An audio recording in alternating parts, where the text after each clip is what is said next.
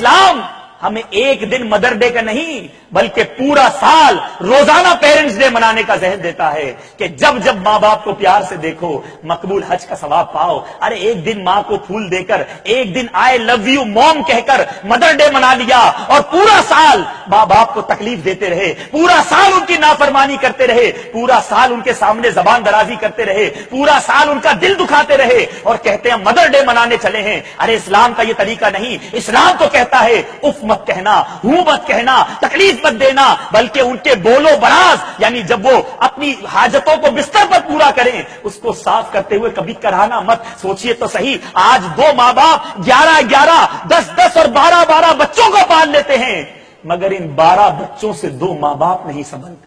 آج ماں باپ کو اولڈ ہاؤس میں ڈالا جا رہا ہے. پہلے ہم سنتے تھے کہ یورپین کنٹریز میں، امریکہ وغیرہ میں اولڈ ہاؤس بنے ہوئے ہیں، مگر معذرت کے ساتھ آج آپ کے ملک کے اندر اولڈ ہاؤس بن چکے ہیں. بچے اپنے بوڑھے ماں باپ کو ان اولڈ ہاؤسز میں ڈال دیتے ہیں. وہاں جو لوگ کام کرتے ہیں وہ بتاتے ہیں کہ ہمارے پاس بیٹا آتا ہے اور آ کر جو آرگنائزر ہوتے ہیں اس اولڈ ہاؤس کے، اس سے کہتے ہیں کہ یہ عورت ہمیں روڈ سے ملی تھی، اس کو آپ داخل کر لیجیے. ایک بوڑھی ماں سے پوچھا کہ آپ یہاں کیسے آ گئی، تو وہ کہتی ہے کہ میرا بیٹا جو ہے وہ کہتا ہے ہمارے گھر میں جگہ نہیں. ہائے ہائے، ارے تف ہے اس اولاد پر کہ جس کے پاس ماں باپ کے لیے جگہ نہیں.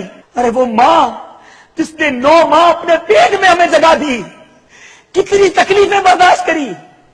کہتا ہے میری بیوی کہتی ہے گھر میں جگہ نہیں ہے، ہماری پرائیویسی متاثر ہوتی ہے. تو ماں کو اولڈ ہاؤس پہ چھوڑ کر آ گئے.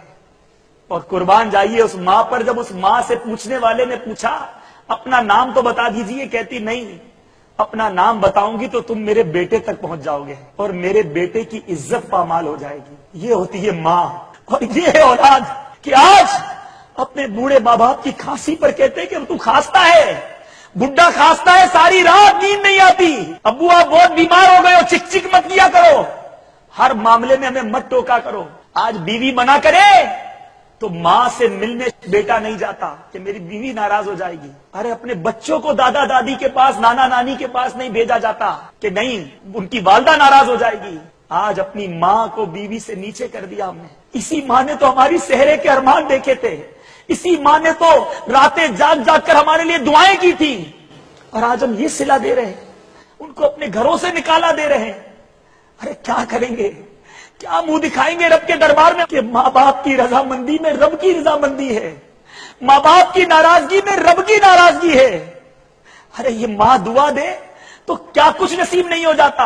آج ماں باپ ڈرتے ہیں کہ بیٹے سے بات کروں گا تو میرے سامنے چیخنا شروع ہو جائے گا، اس سے کیا بات کروں، تھوڑا سمجھاتا ہوں تو جھاڑنا شروع کر دیتا ہے. ارے ابو آپ کو نہیں پتا آج کل کے معاملات، آپ بیکورڈ آدمی ہو، آپ سے کیا بات کروں، آپ کو تو کوئی معلومات نہیں ہے، بات کرنے کا طریقہ نہیں ہے. ارے بولنا جس نے سکھایا اس سے اس طرح بات کی جاتی ہے. تو ماں ڈرتی ہے اپنی بیٹی سے کہ میں اس کے سامنے زبان اٹھاؤں گی، کچھ سمجھاؤں گی تو مجھے ڈانٹنا شروع کر دے گی. تو پھر اس اولاد پر کہ جس کے ماں باپ اس سے ڈرتے ہو.